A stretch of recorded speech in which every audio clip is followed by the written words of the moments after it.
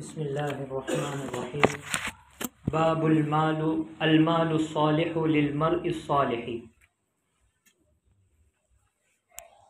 عن موسى بن علي قال سمعت أبي يقول سمعت عمرو بن العاص قال بعث إلى النبي صلى الله عليه وسلم فأمرني أن آخذ علي ثيابي وسلاحي ثم آتيه ففعلت فأتيته وهو يتوضأ فصعد إلي البصر ثم طأطأ ثم قال يا عمرو إني أريدك أن أبعثك على جيش فيغنمك الله وأرغب لك رغبة من المال صالحة قلت إني لم أسلم رغبة في المال إنما أسلمت رغبة في الإسلام فأكون مع رسول الله صلى الله عليه وسلم فقال يا عمرو نعم المال الصالح للمرء الصالح حدیث صحیح اخرجه احمد و ابو عوانة في الزکاة وابن حبان والحاکم في الدیات قال الحاکم هذا حدیث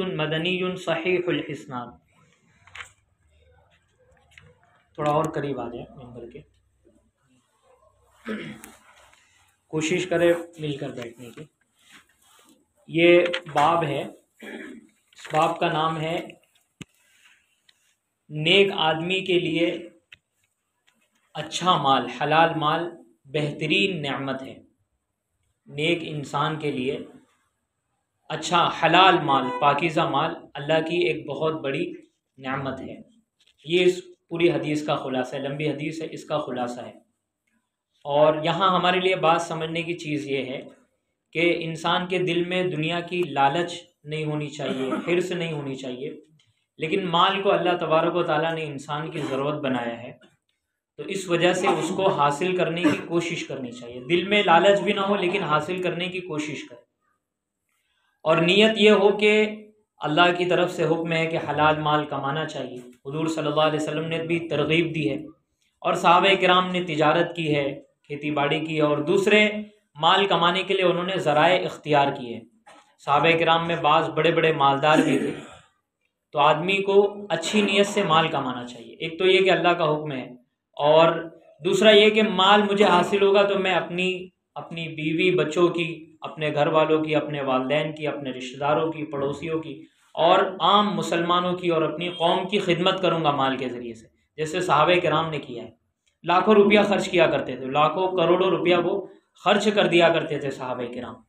تو یہ سب نیتوں کے ساتھ آدمی مال کمائے، مال کمانے کے لیے محنت کرے۔ اس حدیث میں یہی پیغام دیا گیا، اور فرمایا کہ حلال مال کمائے، حلال طریقے سے کمائے۔ مال بھی حلال ہونا چاہیے، اور مال کمانے کا طریقہ بھی حلال ہونا چاہیے۔ چوری نہ کرے، دھوکے بازی نہ کرے، اور کسی کو بیوقوف نہ بنائے، خیانت نہ کرے، دھوکے بازی نہ کرے، ملاوٹ نہ کرے مال کے اندر، بلکہ حلال طریقے سے مال کمائے، اور پھر اس کو حلال جگہوں پر خرچ کرے۔ یہ دو چیزیں آدمی کے لیے مال نعمت کب بنے گا؟ جبکہ دو شرطیں اس کے اندر پائی جائے۔ ایک تو یہ کہ آدمی حلال طریقے پر کمائے، پھر کمانے کے بعد حلال جگہوں میں ان کو خرچ کرے۔ یہ نہیں کہ حلال طریقے سے تو کما لیا لیکن پھر اس کو حرام جگہوں پر خرچ کر رہا ہے، ناجائز جگہوں پر خرچ کر رہا ہے، تو یہ مال بھی آدمی کے لیے نعمت نہیں بنے گا بلکہ وبال جان بنے گا، دنیا میں بھی اور آخرت میں بھی۔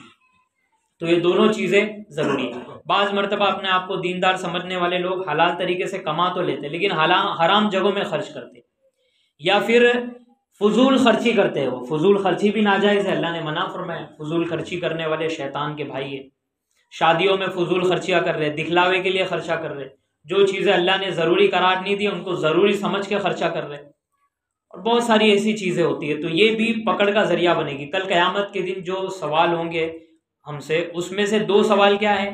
من این اکتسبت وإلی این انفقت وفیما انفقت، کہ یہ مال کہاں سے کمایا اور کہاں پہ خرچ کیا۔ تو ہم سمجھتے ہیں کہ میں نے حلال طریقے سے کمایا ہے، کوئی غلط کام نہیں کیا، تو میرا مال ہے، میں چاہے جیسا خرچ کروں۔ نہیں، یہ سوال ہوگا کہاں پہ خرچ کیا۔ شادیوں میں فضول خرچیاں کی ہے، اللہ کے ہاں جواب دینا ہوگا۔ اسی طرح دنیا کے جن معاملات میں آدمی فضول خرچی کرے گا اللہ کو جواب دینا ہوگا۔ تو یہ مسلمانوں کو سوچنے کی ضرورت ہے۔ اس طرح مال بھی جو ہے برباد ہو جاتا ہے، مال پھر نعمت نہیں بنتا ہے۔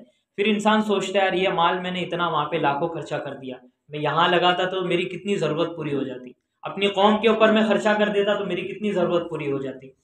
تو اس وجہ سے یہ دو چیزیں دیکھنے کی ضرورت ہے۔ مال صالح جو یہاں پہ فرمایا، حدیث میں آیا کہ نعم المال الصالح، مال صالح وہ ہے جو حلال طریقے پر کمایا جائے اور حلال جگہوں کے اندر اس کو خرچ کیا جائے۔ تو اس کا جو ہے خیال رکھنا چاہیے۔ اور ایک اہم چیز اس کے اندر یہ ہے کہ ساری چیزیں ٹھیک ہے، آدمی حلال طریقے پر کما رہا ہے، حلال جگہوں پہ خرچ کر رہا ہے، لیکن ایک گڑبڑی کیا کر رہا ہے کہ نماز کا وقت ہوا، نماز کے لیے نہیں جا رہا ہے، دکان میں لگا ہوا ہے، اپنے معاملات میں لگا ہوا ہے۔ تو سب کچھ ٹھیک ہے، حلال طریقے پر کما رہا ہے، حلال جگہ پر خرچ کر رہا ہے، لیکن پھر ایسے مال میں برکت نہیں رہتی، کیونکہ اس نے اللہ کے حق کو ضائع کیا ہے۔ نماز کو اس نے چھوڑ دیا اللہ کے لیے۔ وہ حدیث میں آتا ہے نا، آپ نے حدیث سنی ہوگی کہ جس نے عصر کی نماز چھوڑ دی فَكَأَنَّمَا وُتِرَ أَهْلُهُ وَمَالُهُ، ایسا ہے جیسا کہ اس کا گھر بار، اس کا مال، اس کی اولاد سب کچھ برباد ہو گیا، یعنی سب مر گئے، سب برباد ہو گیا، لٹ گیا، وہ روڈ پر آ گیا۔ ایک فرض نماز کا چھوڑ دینا ایسا ہے۔ اب جو آدمی ہمیشہ نمازیں چھوڑتا رہتا ہو مال کمانے کے لیے، تو وہ مال کما کے بھی کنگال ہے، برباد ہے۔ تو اس لیے ان سب چیزوں کا خیال رکھنا چاہیے۔ یہی اس حدیث کا خلاصہ ہے۔ دیکھیے ترجمہ اور بیچ بیچ میں جو باتیں آتے رہیں گی۔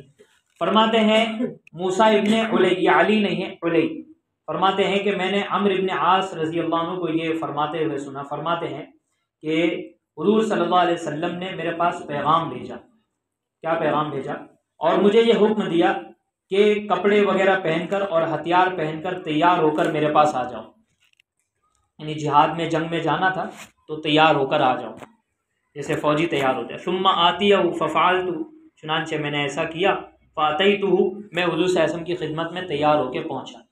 وہو یتوضا، حضور صلی اللہ علیہ وسلم وضو فرما رہے تھے۔ فصعد الی البصر، حضور وضو فرما رہے تھے، میں پہنچا تو اس طرح نگاہ اٹھا کے دیکھا آپ نے، اور پھر آپ نے نگاہیں جھکا لی۔ ثم قال، پھر فرمایا، یعنی آپ کو بھی آنے کا انتظار تھا۔ جب انتظار ہوتا ہے تو یہ آدمی دیکھتا ہے، اور اگر پڑی نہیں ہوتی تو اپنے کام میں لگے رہتا ہے، جو کام کر رہا ہے، پھر فری ہو کہ ہاں بولو بھائی کیا بات ہے۔ یعنی حضور صلی اللہ علیہ وسلم کو بھی انتظار تھا کہ عمرو کب آ جائیں گے، تو آپ نے دیکھا، اور پھر فرمایا یا عمرو انی ارید ان ابعثک علی جیش، میں تمہیں ایک غزوے میں بھیجنا چاہتا ہوں، ایک لشکر کے ساتھ جنگ میں بھیجنا چاہتا ہوں۔ فیغنمک اللہ، اور میں چاہتا ہوں کہ اللہ تبارک و تعالیٰ تمہیں مال غنیمت عطا فرما دے۔ یہ بشارت تھی کہ اس جنگ کے اندر فتح حاصل ہوگی، مال غنیمت بھی ملے گا۔ وَأَرْغَبُ لَكَ رَغْبَةً مِّنَ الْمَالِ صَالِحَةً، حضور صلی اللہ علیہ وسلم کے الفاظ دیکھیں، حضور فرما رہے ہیں کہ عمرو میں چاہتا ہوں کہ آپ کے لیے کچھ مال حاصل ہو جائے، یعنی تمہیں اس جنگ کے اندر مال غنیمت مل جائے، یہ میری چاہت ہے۔ نہیں جیسے ہم کسی کو بلائے اور بولے میں چاہتا ہوں یار آپ کروڑوں کے مالک بن جائیں، میں چاہتا ہوں کہ آپ یہ بنگلے کے مالک بن جائیں، تو یہ حضور صلی اللہ علیہ وسلم ان کو اس طرح رغبت دلا رہے ہیں۔ قلت انی لم اسلم رغبۃ فی المال، حضرت عمرو بن عاص رضی اللہ عنہ نے کہا کہ میں نے مال کی رغبت کے لیے، مال کی چاہت میں اسلام قبول نہیں کیا ہے۔ حضرت عمرو بن عاص سن 6 ہجری میں صلح حدیبیہ کے بعد مسلمان ہوئے تھے، یہ ابھی مسلمان ہوئے تھے۔ انما اسلمت رغبۃ فی الاسلام، میں نے تو اسلام کی رغبت میں ہی اسلام قبول کیا ہے، میرا مقصد صرف اسلام ہے، اور میں چاہتا ہوں کہ میں حضور صلی اللہ علیہ وسلم کے ساتھ رہوں، مال میرا مقصد نہیں ہے۔ اس سے پتہ چلا کہ اگر آدمی کے دل میں کوئی چیز ہے تو دل میں رکھنا چاہیے، لیکن اگر کبھی اس کو ظاہر کرنے کی ضرورت پڑے تو ظاہر کر دے۔ لوگ جو ہے الزامات لگا رہے ہو کہ بھئی یہ تو لالچی ہے، یہ تو ان کو مال کا لالچ ہے اور مال کے لالچ کی وجہ سے کرتے، تو اگر ضرورت پڑ جائے تو اس کے اور اللہ کے بیچ میں جو چیز ہے اس کو اگر کبھی ظاہر کرنے کی ضرورت پڑ جائے تو ظاہر کر سکتا ہے۔ اب یہ چیز حضرت عمرو بن عاص رضی اللہ عنہ کے دل میں تھی کہ میں نے صرف اللہ کے لیے اسلام قبول کیا، مجھے مال کی کوئی لالچ نہیں ہے، کہ اسلام میں جو ہے مال غنیمت میں 100% برکت ہے، تجارت میں 80% برکت ہے، تو چلو جنگیں ہوگی اور خوب مال کماؤں گا۔ ایسے لوگ بھی ہو سکتے، اور بعض لوگوں نے اسی طرح اسلام قبول کیا، لیکن پھر آہستہ آہستہ ان کی نیت بدلی اور ان کے دل میں اخلاص آ گیا۔ تو حضرت عمرو بن عاص رضی اللہ عنہ کا یہ معاملہ نہیں تھا، انہوں نے تو شروع سے ہی اخلاص کے ساتھ اسلام قبول کیا تھا۔ بعض مسلمان ہوتے ہیں نوجوان، ابھی بھی ہو رہے بہت سارے، لڑکی کی محبت میں اسلام قبول کر لیا، پھر کیا ہوا، تھوڑے دن کے بعد اللہ تبارک و تعالیٰ نے اسلام ان کے دل میں ڈال دیا، پھر وہ سچے مسلمان بن گئے۔ تو ایسا بھی ہوتا ہے، اور یہ کوئی غلط چیز نہیں ہے۔ تو حضرت عمرو بن عاص رضی اللہ عنہ فرماتے کہ میرا اسلام خالص ہے، میں نے اسلام مال کے لیے نہیں بلکہ صرف اور صرف اسلام کے لیے قبول کیا ہے۔ اس سے حضرت عمرو بن عاص رضی اللہ عنہ کی فضیلت بھی پتہ چلتی ہے۔ حضرت عمرو بن عاص رضی اللہ عنہ بہت عظیم الشان صحابی ہے، جلیل القدر صحابی ہے، اسلام میں ان کی بڑی بڑی قربانیاں ہیں۔ بعض آپ نے دیکھا ہوگا میں خطبے میں جو ہے یہاں پہ جمعہ کے خطبے میں اکثر ان کا نام بھی لیتا ہوں، خصوصاً اعلیٰ افضل الناس بعد النبی ابی بکر صدیق، خلفائے راشدین کا نام، عشرہ مبشرہ کا نام، حضرت فاطمہ رضی اللہ عنہ جو آپ صلی اللہ علیہ وسلم کی بیٹی ہیں ان کا نام، ان کے ساتھ ان کی 3 جو بہنیں ہیں جو حضور صلی اللہ علیہ وسلم کی بیٹیاں ہیں ان کا بھی نام لیتا ہوں۔ ان کا نام اس لیے لیتا ہوں کہ بعض شیعہ لوگ ہیں ان کا انکار کرتے ہیں، وہ کہتے ہیں حضور کی ایک ہی بیٹی تھی فاطمہ، تو یہ ہمارا پیغام ہوتا ہے کہ نہیں، ہم حضور صلی اللہ علیہ وسلم کی 4 بیٹیاں مانتے ہیں، سارے مسلمان مانتے ہیں، 4 بیٹیاں ہیں، ام کلثوم، رقیہ، زینب، فاطمہ۔ پھر اس کے بعد حضرت معاویہ کا بھی نام لیتا ہوں کیونکہ بعض لوگوں کو حضرت معاویہ سے جلن ہے، برا بلا بولتے رہتے، گالیاں دیتے رہتے، بعضوں کو حضرت عمرو بن عاص رضی اللہ عنہ سے تکلیف ہے، بعضوں کو مغیرہ بن شعبہ سے تکلیف ہے، یہ خاص کچھ صحابہ ہے، تو اس لیے میں کبھی کبھار اکثر بلکہ خطبے میں نام لے لیتا ہوں ان کا کہ الحمدللہ ہم سارے صحابہ کو مانتے ہیں، حسن حسین کو بھی، معاویہ کو بھی، علی کو بھی، سارے صحابہ کو ہم مانتے ہیں، اور جن کا جو مقام اسلام میں ہے ان کا وہی مقام مانتے ہیں۔ تو خیر یہ جلیل القدر صحابی ہے، اور دیکھیں ان کا یہ مقام ہے، حضور صلی اللہ علیہ وسلم کو کتنی محبت ہے ان سے، کس طرح ان کو بلا رہے، کس طرح ترغیب دے رہے۔ پھر فرماتے ہیں فقال یا عمرو، انہوں نے اپنے دل کی بات رکھ دی۔ اب دیکھیے ان کا اخلاص، یعنی کس طرح وہ اسلام قبول کرنے والے تھے، اور حضور صلی اللہ علیہ وسلم نے نہیں کہا چل جھوٹ بولتا ہے، مجھے سب معلوم ہے تیرے دل میں مال کی محبت ہے۔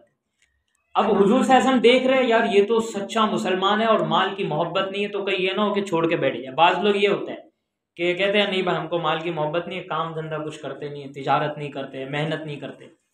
حضور صلی اللہ علیہ وسلم نے اس سے سخت جو ہے منع فرمایا، ترغیب دیے بھائی مال کمانے کا جذبہ ہمارے اندر ہونا چاہیے اور اچھی نیت کے ساتھ ہونا چاہیے۔ اب جب دیکھا حضور صلی اللہ علیہ وسلم نے یار ان کے دل میں تو مال کمانے کی رغبت اتنی ہے نہیں، تو ان کے دل میں رغبت پیدا کی، بھائی مال کمانے کی رغبت پیدا کرو اور کماؤ، اور قوم کی خدمت کرو، اسلام کی خدمت کرو، مسلمانوں کی خدمت کرو، اس لیے کہ جب مال اچھے لوگوں کے ہاتھ میں ہوگا تو اس سے فائدہ ہوگا، اور جب برے لوگوں کے ہاتھ میں ہوگا تو اس سے نقصان ہوگا۔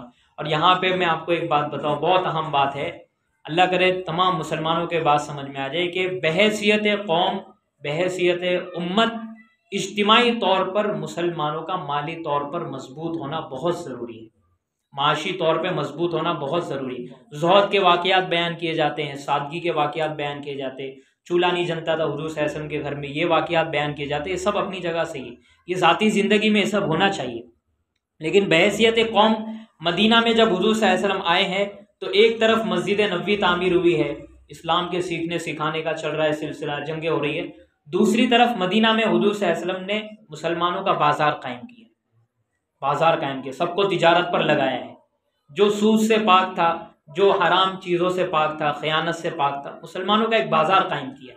یہودیوں کا بازار تھا، وہاں مسلمان جاتے تھے، وہاں لوٹتے تھے وہ لوگ اور سود پر دیا کرتے تھے، تو حضور صلی اللہ علیہ وسلم نے مسلمانوں کا مارکیٹ قائم کیا۔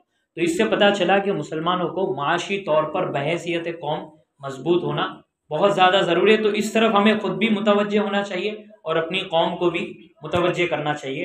اور معاشی طور پر مضبوط ہونے کے لیے سب سے بہترین جو چیز ہے وہ ہے جہاد، وہ جہاد تو کر نہیں سکتے، سب سے بہترین چیز ہے تجارت، ٹھیک ہے، وہ تو ہمارے یہاں فی الحال ہے نہیں، گنجائش بھی نہیں ہے، اور اس کی فی الحال اجازت بھی نہیں ہے، اس کی شرائط بھی نہیں ہے، تو جو چیز ہے وہ ہے تجارت۔ تجارت کے اندر اللہ تعالیٰ نے 80% برکت رکھی ہے، تو اس طرف ہم کو بھی متوجہ ہونا چاہیے اور اپنی پوری قوم کو اس طرف متوجہ کرنا چاہیے۔ تو حضور صلی اللہ علیہ وسلم ترغیب دے رہے ہیں، حضور صلی اللہ علیہ وسلم ترغیب دے رہے تھے، اس وجہ سے میں بھی آپ کو ترغیب دے رہا ہوں۔ دیکھو کیسے کہہ رہے، انہوں نے تو کہہ دیا حضرت مجھے تو مال کی کوئی رغبت نہیں ہے۔ فقال، حضور صلی اللہ علیہ وسلم نے فرمایا یا عمرو، اے عمرو، نعم المال الصالح للمرء الصالح، کہ نیک آدمی کے لیے حلال مال کیا ہی بہترین چیز ہے، نیک آدمی کے لیے حلال مال کیا ہی بہترین چیز ہے۔ اس کے ایک اور بات سمجھنے کی ضرورت ہے کہ آدمی حلال مال کب کمائے گا، جب اس کو حلال مال کمانے کا علم ہوگا، طریقے کا پتہ ہوگا، تو اس وجہ سے علم بھی حاصل کرے کہ بھائی میں جو کما رہا ہوں تو یہ حلال طریقہ ہے یا نہیں۔ بعض لوگ کما رہے ہیں، دیندار بھی ہے، لیکن ان کے اپنے اصول ہیں، شریعت میں جائز ہے نہیں جائز ہے ان کو اس کی کوئی پڑی نہیں ہے، کوئی پرواہ نہیں، بھائی میرا یہ اصول ہے بس، تو یہ نہیں ہونا چاہیے۔ اسی لیے ایک حدیث ہے، حضور صلی اللہ علیہ وسلم فجر کی نماز کے بعد جو دعا مانگتے تھے، فجر کی نماز پڑھنے کے بعد اللہم انی اسألک علما نافعا وعملا متقبلا ورزقا طیبا، 3 چیزوں کی دعا مانگی. اے اللہ مجھے علم نافع عطا فرما، نفع بخش علم، وعملا متقبلا، پھر ایسا عمل عطا فرما جو قبول ہو، یعنی علم حاصل کرنے کے بعد عمل کرنے کی توفیق عطا فرما. پھر کیا فرمایا؟ ورزقا طیبا، اے اللہ پاکیزہ رزق عطا فرما. اور ایک روایت میں ورزقا واسعا، اے اللہ خوب کشادہ رزق عطا فرما، تھوڑا سی اتنا سی نہیں، کشادہ رزق عطا فرما، جو میں خود بھی اپنے اوپر خرچ کروں، اپنے گھر والوں پر، اپنے خاندان والوں پر، اور پوری قوم کے اوپر میں خرچ کروں. یہ دعا بھی مانگنا چاہیے، اور حلال طریقے سے کمانے کا جو علم ہے وہ بھی علماء کے پاس جا کر حاصل کرنا چاہیے. اس طرح پھر جو مال حاصل ہوگا وہ برکت کا بھی ذریعہ بنے گا اور آخرت میں اجر و ثواب کا بھی ذریعہ بنے گا. سبحانک اللہم و بحمدک، نشہد ان لا الہ الا انت